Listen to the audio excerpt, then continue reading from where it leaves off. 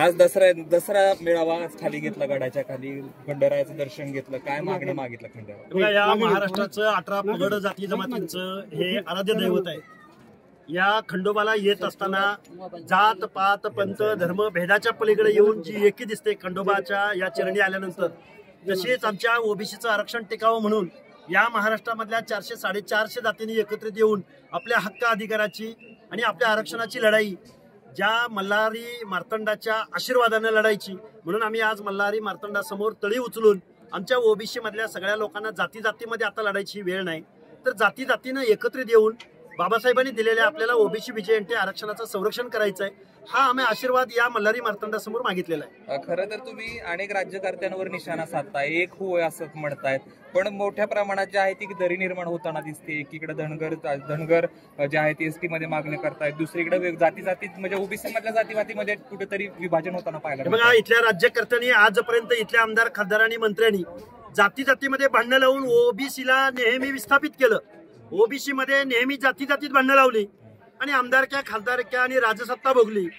ज्या ओबीसींच्या जीवावर हे सत्ताधीश झाले, त्याच सत्ताधीशांनी आज ओबीसीचं आरक्षण संपवलंय आणि या एवढ्या दुष्ट प्रवृत्तीच्या विरोधामध्ये लढण्यासाठी आज आम्ही मल्हारी मार्तंडाच्या समोर सगळ्या 18 पगड जातीतल्या लोकांना एकत्रित घेऊन आज तळी उचललेले आहेत। आणि राज्यकर्ते म्हणतात की अद्यापर्यंत कुठल्याही प्रकारचा ओबीसींना धक्का नाही, मात्र तुम्ही दुसरीकडे सातत्यानं सांगता। हे बघा, कालचा जो GR काढला गेला, या GR अन्वये प्रत्येक तहसीलदारला इथल्या शासनानं 1000 प्रमाणपत्र वाटायचं टार्गेट दिलंय 15 दिवसात, आणि 358 तालुके आहेत, 358 गुणिले 1000, 3,58,000 लोकांना सर्टिफिकेट येऊ घातलेल्या 15 दिवसात दिले जाणार आहेत।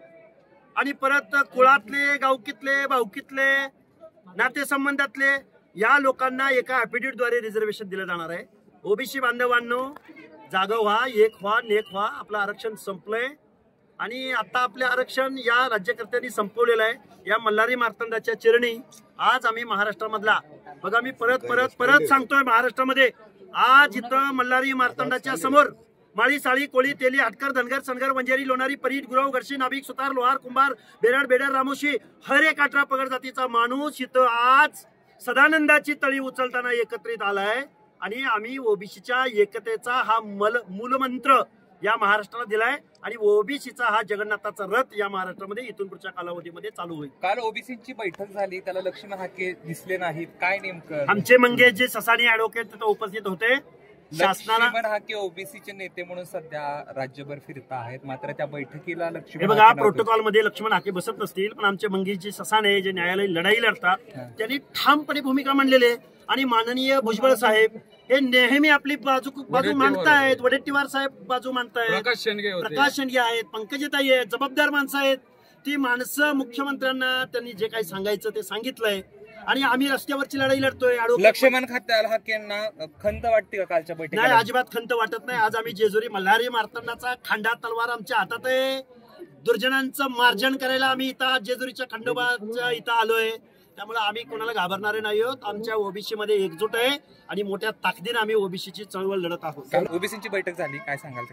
काल ओबीसीची बैठक झाली, आम्हाला वाटलं काहीतरी त्याच्यामध्ये आम्हाला समाधानकारक काहीतरी सरकार भूमिका आहे, पण याच्यामध्ये मग भुजबळ साहेब असतील, वडेट्टीवार साहेब असतील, पंकजा मुंडे असतील, मी स्वतः सुरुवात करताना हा GR कसा ओबीसीचा आरक्षणाचा घात करणार आहे, तांत्रिक किती मोठ्या चुका केलेल्या आहेत, कायदेशीररित्या तुम्ही जर मला जर दाखला पाहिजे तर मी ॲफिडेव्हिट दिलं पाहिजे, तिराईत कोणतरी नातेसंबंधातला कुळातला माणूस, त्या अर्जदाराचा बाप कोण होता, त्याची जात कोण होती ते जर सांगणार असेल तर या महाराष्ट्रातला प्रत्येक जण येत्या 15-20 दिवसामध्ये कुणबी होईल। हे आम्ही मुख्यमंत्र्यांच्या समोर आणून दिलं, पण त्यांची भूमिका अशी होती की या GRने तुम्हाला कोणताही धक्का लागणार नाही, पितृसंस्थेच्या माध्यमातून दाखले दिले जातील, आम्ही तुम्हाला शाश्वती देतो, गैरप्रकार झाले तर त्याला कायदेशीर आम्ही कारवाई करू, अशा प्रकारचं तोंडाला मलम पुसायचं काम केलेलं आहे। आम्ही तिथं स्पष्ट सांगितलं की आम्हाला सकारात्मक तुमच्याकडून काही मिळालेलं नाहीये,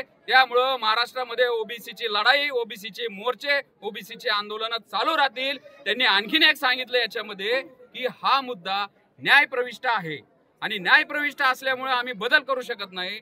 माझं या तुमच्या सगळ्या चॅनलच्या माध्यमातून यांना विचारणं आहे, मी स्वतः वकील आहे, खूप इथं अभ्यासक आहेत, याचिकाकर्ते जर आम्ही असतल आणि तुम्ही जर तो GR जर त्याच्यामध्ये बदल केले मागे घेतला तर आम्ही आमच्या केस मागे घेऊ. तुम्ही या आमच्या मोर्चामध्ये 10 तारखेच्या नागपूरमध्ये जो महामेळावा होणार आहे त्याचा धसका घेऊन ती कालची मीटिंग होती. असं एकंदरीत आम्ही ते याच्यावर आहोत. त्यांनी आम्हाला विनंती केली, खूप पाऊस पडतोय महाराष्ट्रामध्ये, ओला दुष्काळ आहे आणि तुम्ही मागे घ्या.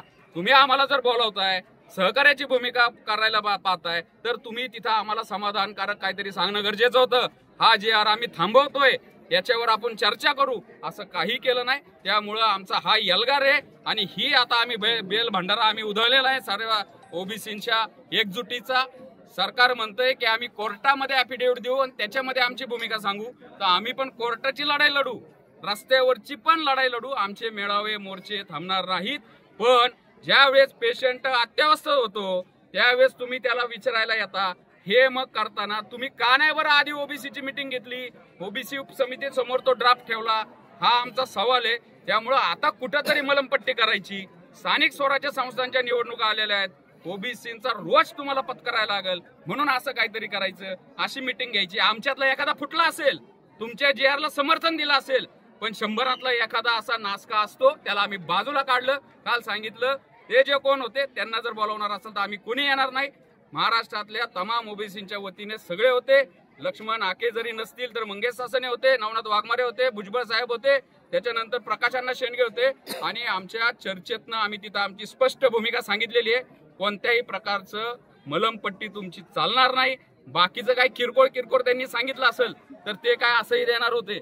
त्यामुळं आमचा मूळ जो प्रश्न होता त्याच्यावर आम्हाला समाधानकारक उत्तर मिळालं नाही आणि आम्ही तिथंच सांगितलं, आम्ही आमची न्यायालयीन लढाई नाही थांबवणार, रस्त्यावरची लढाई नाही थांबवणार, आमचे कुठलेही मोर्चे आंदोलन आम्ही स्थगित करणार नाही.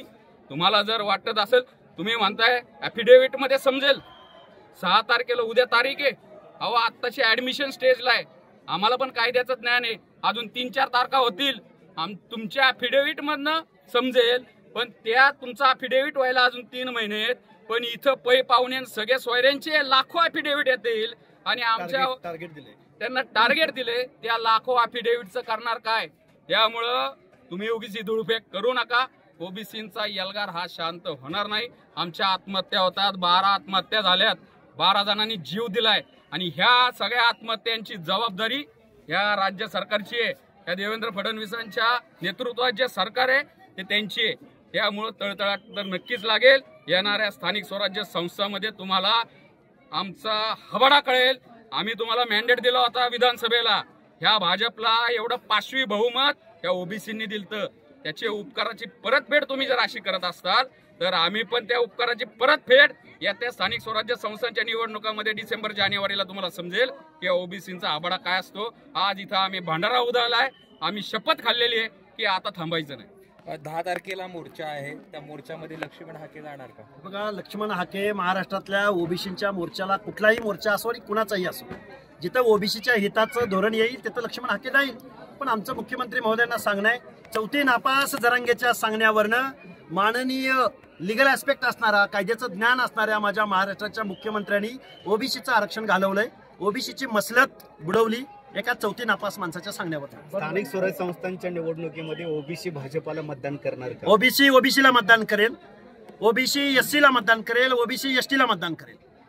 ज्या आमदार खासदारांनी ओबीसीचं आरक्षण जात असताना बघ्याची भूमिका घेतली, जरांगेला पाठिंबा दिला, जरांगेला डिझेल पुरवलं, जरांगेचं तळ उचललं, त्या निकृष्ट दर्जाच्या सुप्रिया सुळे असोत की शरदचंद्रजी पवार असोत, अजितदादा पवार असोत की भाजप असो की शिवसेना असो की राष्ट्रवादी असो की काँग्रेस असो, ज्या माणसांनी जरांगेला पाठिंबा दिला आणि ज्या जरांगेच्या सांगण्यावरनं हा GR निघाला, ज्या GR वरनं ओबीसीचं आरक्षण संपलं, त्या सगळ्या लोकांना ओबीसी मोठ्या एकीनं एकत्र येतील आणि आपला राग दाखवतील आणि त्यांना घरी बसवतील. लक्ष्मण हाकेंना एकटं पाडलं जातंय का असं वाटतं? अजिबात नाही. इथं बघा, सगळ्या 18 पगड जातीची माणसं आहे.